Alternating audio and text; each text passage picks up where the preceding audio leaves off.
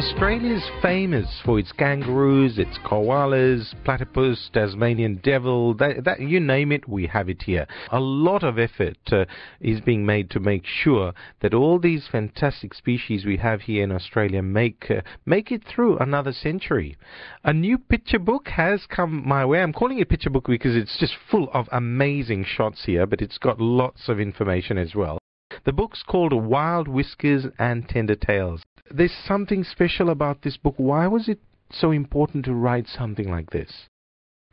Because I think, as you say, Clement, the story of animals as wildlife is often portrayed in the iconic way you say, but really behind that there's a very real human tale. Many of these species are under threat because of human development and just the simple things that can happen, bushfires that can injure animals, and behind that there is a whole group of people who are passionate about taking care of these animals and sometimes put in extraordinary effort, just as you would if you were looking after a newborn baby, getting up to feed them every 3 hours through the night, hand feed them with bottles of milk.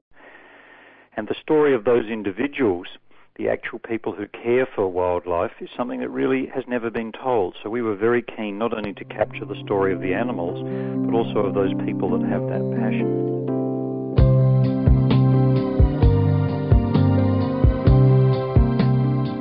You can see the love in the faces of these carers, can't you? I'm looking now at Judith Hopper, Batwoman, and she's got this funny little bat. It's a very large photograph, and there's a human hand in it, and this little face is not nearly as long as one of the fingers. And she's raised 30 infant flying foxes and rescued or crashed more than 300 babies so far. What a job.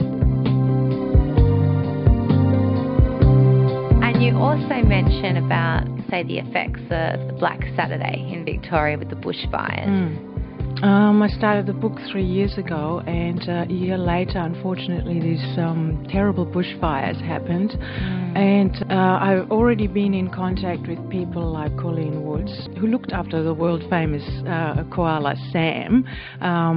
Some people might remember it. He was on Facebook. And it's like I do remember that.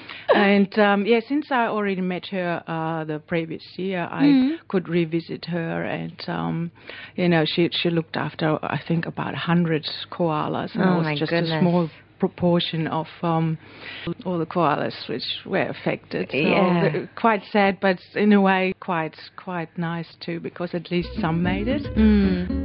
Was ist denn der Sinn dahinter, dass man so ein Zertifikat haben muss als Tierpfleger? Was könnte man denn falsch machen oder was muss man lernen? Was gehört dazu? Das schwierigste Tier mit der Hand aufzuziehen ist das Schnabeltier zum Beispiel. Weil die Schnabeltiere, die geben ihre Milch durchs Fell aus. Also die haben keine Zitzen. Ja, die haben keine Zitzen. Von daher saugen so die kleinen Schnabeltierbabys das durch das Fell aus.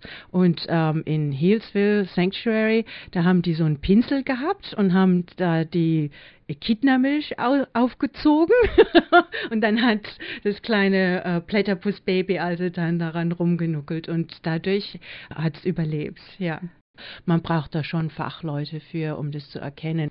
Und er scheint sich riesig zu freuen, wenn er seinen Pfleger sieht. So, ja, der denkt wahrscheinlich, der Pfleger wäre ein Verwandter. Der Papi, ja. Genau. Er hat wahrscheinlich auch einen großen Schnabel.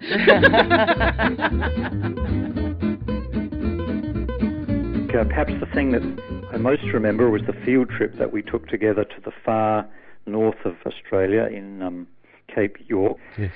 There's an Aboriginal community there at Mapoon, and it's actually their responsibility to look after these turtles.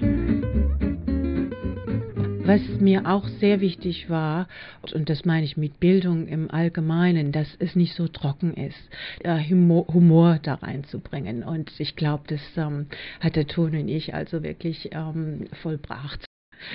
Ja, und viele Wortspiele auch. Ja. Hinweise auf Filme oder Musik, Popmusik. Black Magic Woman, Over the Moon. Ja, oder Old Devil Moon. Ist Ella Fitzgerald song, The Old Devil Moon. That old devil moon that you stole from the skies